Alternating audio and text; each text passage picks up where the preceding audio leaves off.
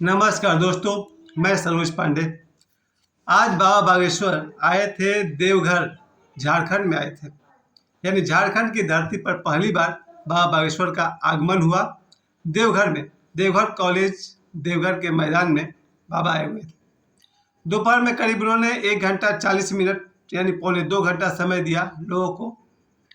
उसके अलावा उन्होंने दिव्य दरबार भी लगाया लगभग 10 मिनट के लिए। अंत में 10 मिनट के लिए उन्होंने दिव्य दरबार लगाया, मतलब कि एक सामूहिक अर्जी उन्होंने की।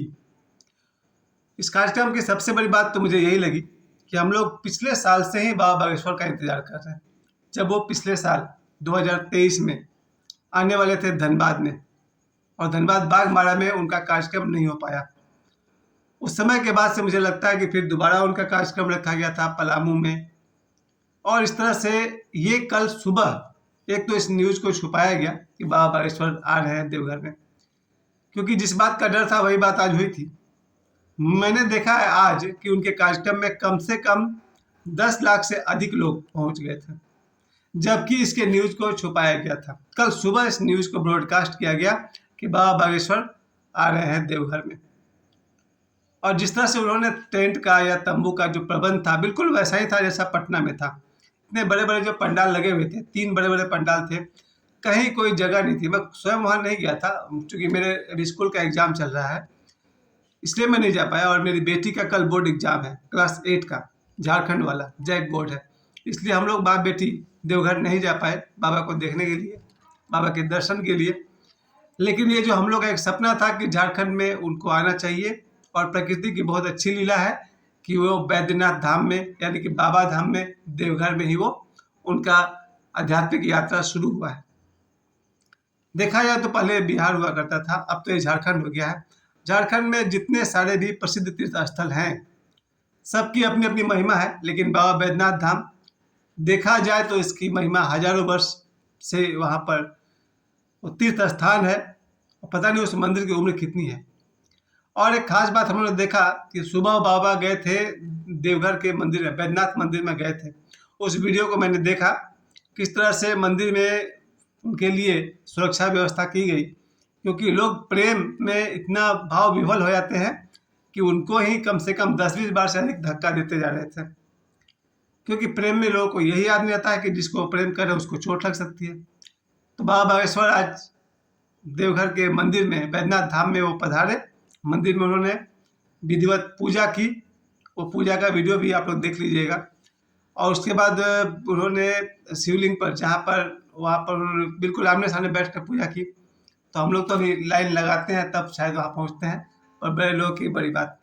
अच्छा लगा कि झारखंड में उनका बढ़िया स्वागत हुआ, और देवघर के बाबा धाम मंदिर में, बैद्यनाथ मंदिर में उन्होंने पूजा अर्चना की। उसके बाद फिर वो पहुँचे हैं जहाँ उनका वो कथा हो रहा था, देवघर कॉलेज मैदान में। और हम लोग अचानक 2 बजे के बाद, 2:30 बजे के आसपास में हम लोगों ने टीवी ओपन किया, तो वहाँ से लाइव प्रोग्राम चल रहा था। हम लोग चौंक गए कि बात तो सही निकली कि बाबा बैद्यनाथ धाम आ चुके हैं, क्योंकि कल सुबह हमको ये न्यूज़ मिली थी कि बाबा आएंगे देवघर में। और मुझे लग रहा था कोई पब्लिसिटी नहीं, पता नहीं कैसे कैसे बात है, प्रोग्राम होगा या बात टल जाएगी, क्योंकि बागमारा के कार्यक्रम में 1 महीना तक हम लोग इंतजार करते रहे, और अचानक फिर ये खबर सुनना पड़ा कि वो बाबा नहीं आ रहे हैं, प्रशासन व्यवस्था के इनकार के कारण। लेकिन ये अच्छा रहा कि कल सुबह मुझे न्यूज़ मिली, और मुझे भी पूरा विश्वास था नहीं कि झारखंड में उनकी एंट्री हो पाएगी। लेकिन आश्चर्य की बात है कि महाशिवरात्रि जो पिछले सप्ताह 8 तारीख को था, बुधवार को, उसके ठीक 1 सप्ताह के बाद आज 15 मार्च बुधवार को बाबा बागेश्वर पहुँच गए बाबा धाम, यानी कि बैद्यनाथ धाम। लोगों का जो भीड़ दिखाई दे रहा था वही 10 लाख से अधिक भीड़, यानी बिल्कुल बिहारी स्टाइल में या झारखंड के स्टाइल में लोग इतना प्रेम में डूबे हुए लोग। उनको एक बात तो मुझे कहना पड़ेगा, बहुत प्रेम मिलता है लोगों का। एक बार में 10 लाख से अधिक लोग वहाँ पहुँच गए थे, और सभी लोगों ने उनके साथ सुर में सुर मिलाकर भजन गाए। लोग फूल देखा जाए तो बरसा रहे थे, दूर से फूल फेंक रहे थे। बाबा जब तक वहाँ रहे, 1 घंटा 40 मिनट, मेरे हिसाब से वो कार्यक्रम 1 घंटा 40 मिनट का था। लेकिन जैसी व्यवस्था थी कि ऐसा लग रहा था कि पटना का जो कार्यक्रम था कम से कम 3 दिन का, उतना इंतजाम था वहाँ पर।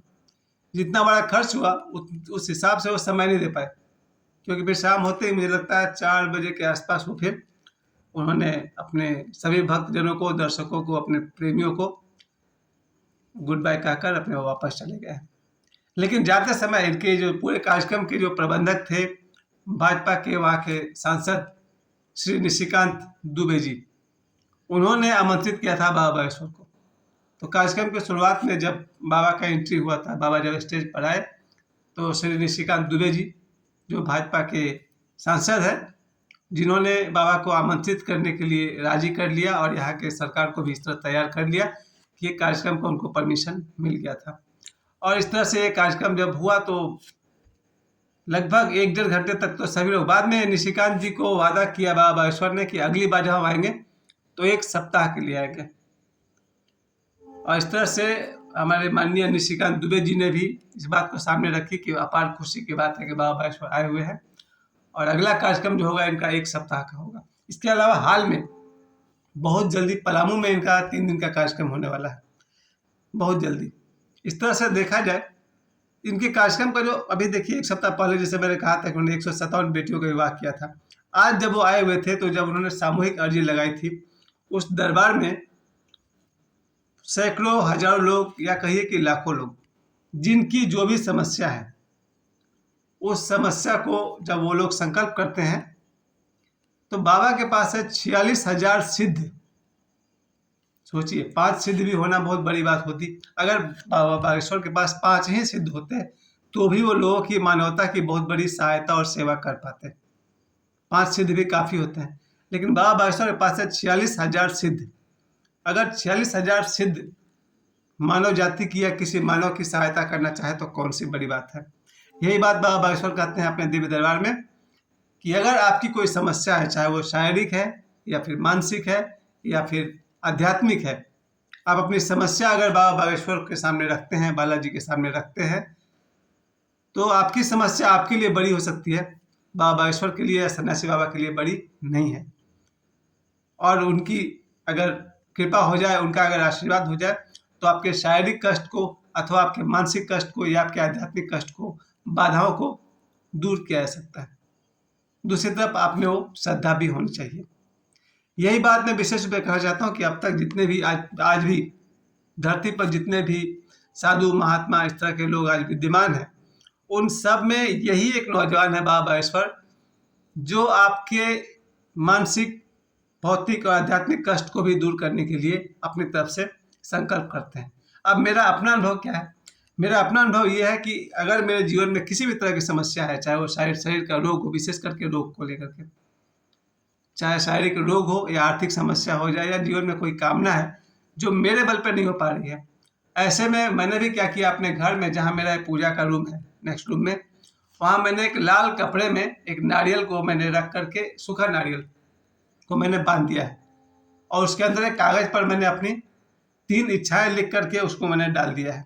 यानी कि मैंने सूखा नारियल लिया, लाल कपड़े में बांधा और उसमें मैंने डाल दिया था, लाल कपड़े और नारियल के बीच में एक कागज़ पर 3 बातें मैंने लिख दी थी कि सर ये 3 काम मेरे से नहीं हो पा रहा है, कृपया मेरी सहायता करें। और मेरा मानना है कि 3 में से तीनों काम उन्होंने अपनी तरफ से कर दिया है। और ये इतना मुश्किल काम था कि शायद मैं 30-35 वर्षों से नहीं कर पा रहा था। तो मेरा अपना मानना है कि बाबा बागेश्वर को लेकर के अगर आपको लगता है कोई आपका काम ऐसा है जो आपके किए नहीं हो रहा, और ईश्वर तो वही करेंगे जो विधि का विधान है या आप जिस योग्य है, कर्मों का फल ईश्वर देते हैं। अगर विशेष रूप से मुझे लगता है कोई अगर आपकी सहायता कर सकता है, बीच में कोई सिद्ध, कोई मुनि, कोई महात्मा, तो ऐसा संभव है। तो सन्यासी बाबा की तरफ से ये वचन है कि अगर आपकी कोई विशेष समस्या है और उसको आप सॉल्व करना चाहते हैं, चाहे वो वही बात है शारीरिक कष्ट हो या मानसिक कष्ट हो या आध्यात्मिक कष्ट हो, तो आप अपनी समस्या को एक कागज़ पर लिखिए, नारियल में को लाल कपड़े में बांधिए और मंगलवार या शनिवार को अपने घर के पूजा स्थल पर उसे रखिए और संकल्प कीजिए, अपना प्रार्थना कीजिए कि हे सन्यासी बाबा, हे बालाजी हनुमान जी, दादा गुरु जी, बाबा बागेश्वर, मेरी कुछ समस्याएं हैं, मेरी सहायता करें। और ऐसा मेरा भी मानना है, मैं भी कहता हूँ कि आपकी ऐसा प्रार्थना करते ही आपकी जो बात है वो पहुँच जाती है बागेश्वर धाम तक। और वहाँ से फिर 46,000 सेनाएं आपके घर पहुँच सकती है ज़रूरत पड़ने पर।